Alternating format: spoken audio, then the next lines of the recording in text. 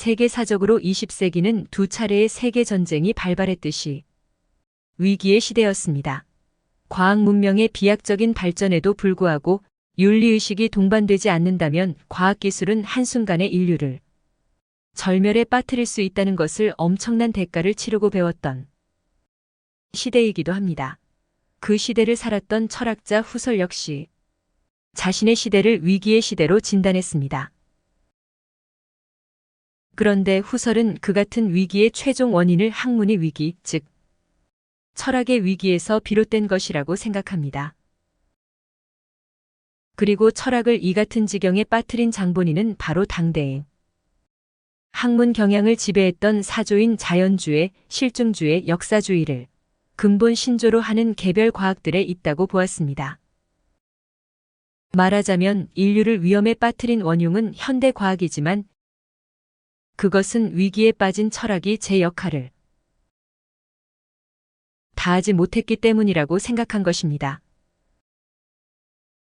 이렇게 경험적 실증과학에 매몰된 당대의 학문과 철학을 비판하며 학문의 위기와 더불어 인간성의 상실로 이어지는 현대인의 삶의 위기를 통찰하며 등장한 철학이 현상학입니다.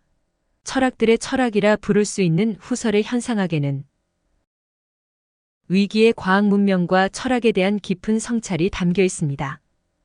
후설은 존재하는 모든 것을 관찰 가능하고 계량화할 수 있는 자연적 사실로 간주하는 경험적 실증과학의 물리적 자연주의와 자연주의적 심리학 그리고 시대 제약적인 특수한 역사적 경험만을 절대시함으로써 상대주의에 빠져버린 역사주의 등이 그와 같은 위기의 원인임을 통찰한 것입니다. 그러면 현상학은 그러한 위기 극복의 비전을 제시하는 철학이 될 수 있을까요? 그에 앞서 학문의 위기와 더불어 인간성의 위기, 문명의 위기, 현대의 위기가 저와 같은 원인들에서 비롯된 것이 맞을까요? 오늘은 현상학의 일면을 살펴봄으로써 그와 같은 문제를 이해하는 데 조금 더 가까이 다가가 보려고 합니다. 우선 후설의 현상학이 무엇인지에 대해서 그의 대표적인 저서들 중에 하나인 엄밀한 학문으로서의 철학을 통해서 기본적인 이해를 시도해 봅니다. 세계와 삶의 문제를 해결할 수 있는 진정으로 유익하고 유용한 지식은 무엇보다 세계를 올바로 이해하는 데서 발견할 수 있습니다. 하지만 이는 무엇이 지식인지에 대한 문제가 먼저 해결되어야 합니다. 진정한 문제 해결은 참된 지식을 통해서만 가능할 것입니다. 몸이 아프면 의학의 도움을 받아야 하듯이 현실에서 우리가 겪는 자연적 사실 문제들은 경험 과학의 도움을 받아야 합니다. 그것은 사실에 관한 학문이기 때문입니다. 하지만 그 과학을 사용하는 것은 사람이며 마음입니다. 더욱이 인간적 삶의 문제의 어려움은 대부분은 의미와 가치의 차원에서 생기는 것입니다. 이 경우에 삶의 문제들은 상당 부분 세계와 인간에 대한 이해만으로도 해결되거나 해소되는 경우가 많습니다. 특히 정신현상들과 관련된 문제들이 대부분 이러한 경우들에 속합니다. 정신적인 것, 정신의 영역은 독자성과 독립성을 지니고 있습니다. 정신현상을 자연화, 사물화할 때 정신세계가 만들어내는 의미와 가치는 우리의 삶에서 제거되거나 계산 가능한 가격을 지닌 물건처럼 상품화되고 맙니다. 후설은 자신의 시대에 급속도로 분화되고 발전하기 시작한 개별 학문들에서 보이는 자연주의, 실증주의, 역사주의와 같은 사상적 조류들에서 그와 같은 정신현상에 대한 탈가치와 즉 인간성의 상실과 위기를 통찰한 것입니다. 철학의 지혜는 무엇보다도 정신현상의 독자성을 바탕으로 한 것이어야 하며 따라서 실증적인 경험과학을 초월하는 대상, 즉 정신활동과 그에 상관하는 대상에 관련된 지식을 통해서 구할 수 있습니다. 그러므로 모든 문제 해결을 과학적 지식에서 구하는 일은 지양해야 합니다. 과학 혹은 사실학에는 마음이 없기 때문입니다. 그것은 세계와 삶의 문제의 일부분에 대해서만 유효할 뿐입니다. 인간에게 있어서 진정한 문제는 과학적 지식이 해결해주지 못하는 의미와 가치의 세계와 영역에서 발생합니다. 후설은 엄밀한 학문으로서의 철학계에서 현대 문명을 선도하고 있는 과학 및 과학적 지식의 한계를 조명합니다. 우선 후설은 과학은 실증적 객관성과 관찰적 실험에 기초한 과학적 방법론을 무기로 삼고 있지만 이는 기껏해야 경험적으로 관찰 가능한 사실의 세계, 즉 물리적인 법칙적 자연으로 파악되는 사실의 세계에만 타당한 지식입니다. 그럼에도 이를 정신의 세계에까지 무차별적으로 적용함으로써 세계에 대한 근본적인 이해를 차단하며 따라서 인간의 삶을 이해하는 데에 있어서 근본적인 한계가 있다고 본 것입니다. 후설은 이와 같은 문제 상황을 엄밀한 학문으로서의 철학에서는 실험 물리학이나 심리물리적 심리학, 특히 실험 심리학과 같은 심리주의를 포함하는 자연주의의 철학이라는 주제 아래서 비판적으로 성찰합니다. 또한 역사주의와 세계관 철학에서는 당대에 만연한 역사주의가 각 시대에 한정된 역사적 사실과 경험에 기초함으로써 학문으로서 가능한 형이상학을 해체시켜버리고 회의주의적 상대주의로 귀착될 수밖에 없는 한계를 비판합니다. 이들은 모두 세계를 그리고 종국에는 정신의 존재인 인간을 일면적으로만 고찰함으로써 인간의 세계에서 존재의 의미와 삶의 가치를 제거해버리거나 상대화하는 이른바 학문의 위기와 삶의 위기를 초래한 것입니다. 후설의 진단이 맞다면 이와 같은 위기는 지금도 진행 중이라고 할 수 있습니다. 후설은 이러한 위기 극복의 단초를 철학의 본래적 정신에서 찾고자 합니다. 엄밀한 학문으로서의 철학이 그것입니다.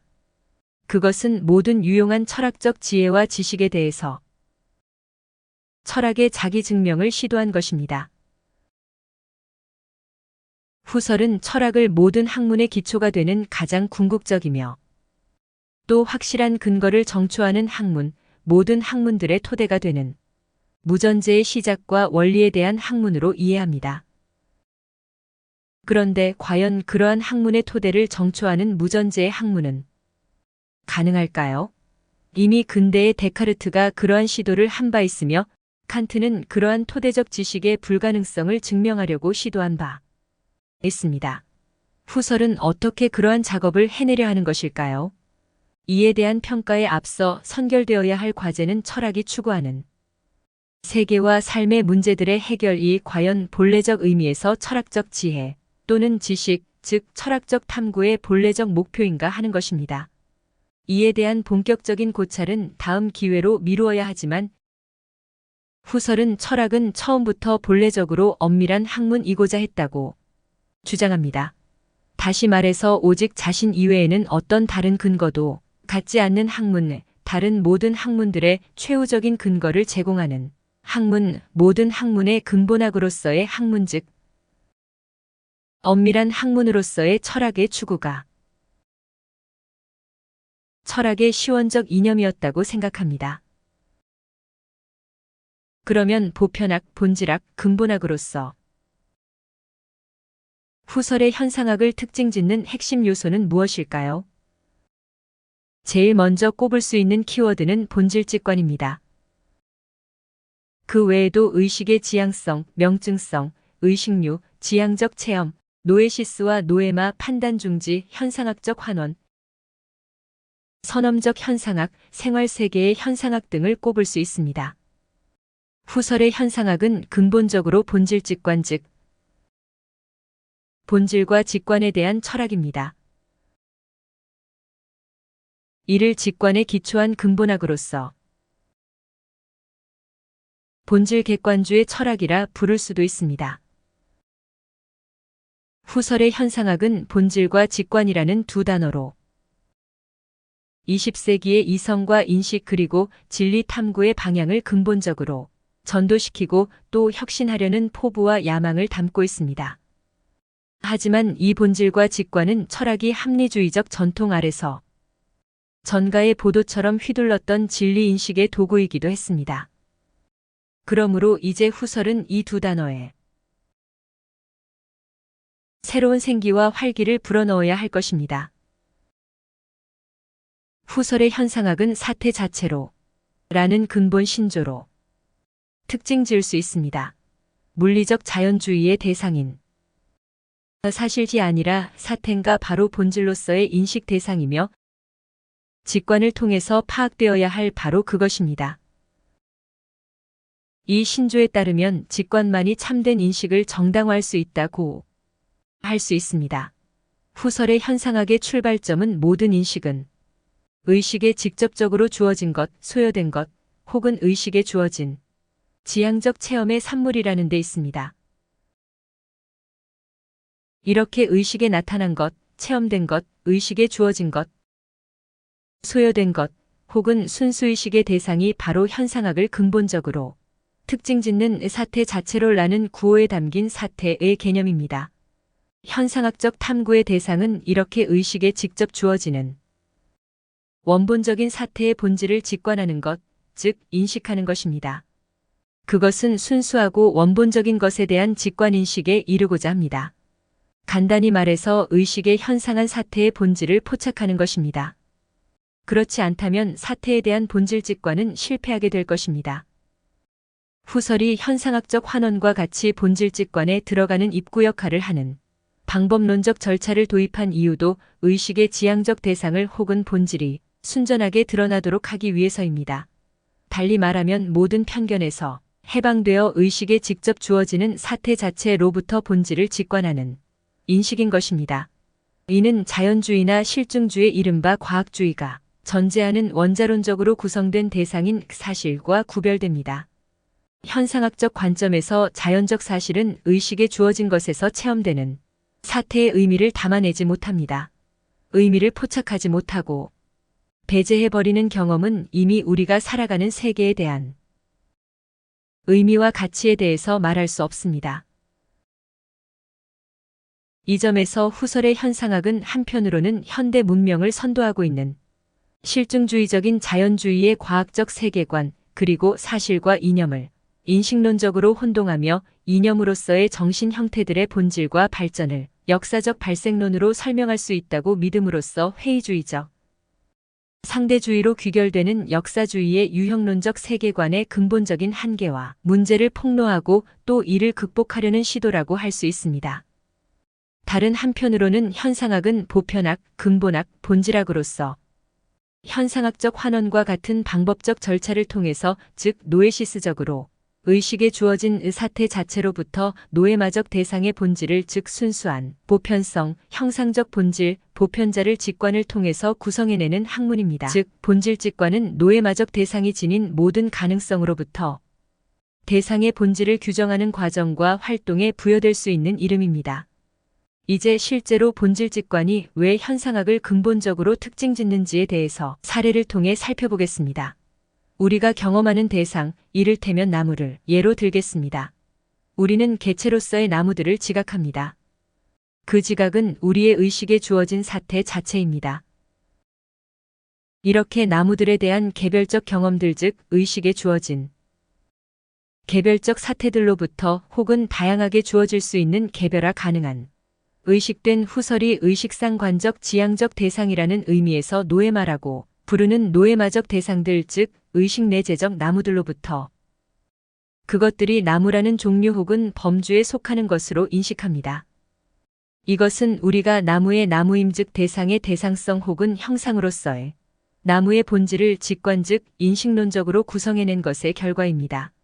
이것은 우리의 의식이 의식에 주어진 사태로서의 나무들 즉 지각된 의식의 체험류에 대한 원본적 경험 즉 의식 내재적 경험을 통해서 보편적인 형식을 갖는 하나의 불변체 즉 본질로서의 나무임 혹은 대상성이 그 대상 나무에 대한 하나의 근원 형상 즉 필연적인 보편적 형식으로 남게 되는데 본질 직관은 바로 그것을 인식한다는 의미를 갖습니다.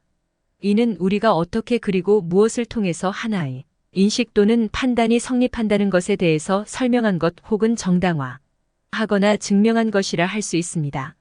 이렇게 본질 직관을 통해서 파악된 본질 형상들 즉 이념들이나 보편자들은 더 높은 단계에서 직관된 관념들의 관념으로 재차 구성 혹은 직관될 수 있습니다. 나무의 본질과 꽃의 본질의 결함은 꽃나무로 또 식물로 그리고 가장 포괄적인 존재자 일반의 규정으로까지 진행될 수 있습니다. 본질적 관적 인식에는 꽃과 같은 경험적 지각 대상 이외에 의식 내재적 노에마로서 가치, 도덕, 인격, 감정의 본질을 직관하는 노에시스의 구성적 인식도 가능하다는 것이 증명됩니다. 이렇게 본질 직관의 근거에서 현상학적 탐구를 지나치게 단순화해서 일별해 보았지만 일단 이와 관련해서 한 가지 심각한 문제가 제기될 수 있다는 것은 지적해야겠습니다. 의식에 주어진 것 즉 노에마적인 사태 자체가 현상학적 태도에 충실하더라도 그것이 정말로 얼마나 순수한 것인지 알 수 있는 방도가 있을까요? 그런 점에서 만일 순수 의식은 존재할 수 없다면 다시 말해 모든 우리의 의식은 이미 세계에 대한 특정한 경험으로서 편견이나 선의에 된 경험 또는 경험적 의식일 수밖에 없다면 의식에 주어진 것으로서 순수한 의미에서의 사태 자체는 존재할 수 없다고 그 또한 이미 어떤 선의의 가능성을 포함하고 있다고 할 수 있습니다. 그렇다면 현상학은 엄밀한 학문으로서 모든 학문들의 학문 즉 보편학, 근본학, 본질학으로서의 철학을 정초할 수 있을까요? 후설은 다른 저서 유럽 학문의 위기와 선험적 현상학의 부록에서 학문으로서의 철학 준엄하고도 엄밀한 그리고 그뿐 아니라 필연적으로 엄밀한 학문으로서의 철학 그 꿈은 깨어졌다고 고백한 적이 있습니다. 하지만 이 고백에는 에티카의 대미를 장식한 마지막 문장을 모든 고귀한 것은 힘들 뿐만 아니라 드물다라고 적었던 스피노자의 심정과 같은 마음이 담겨 있다는 생각입니다.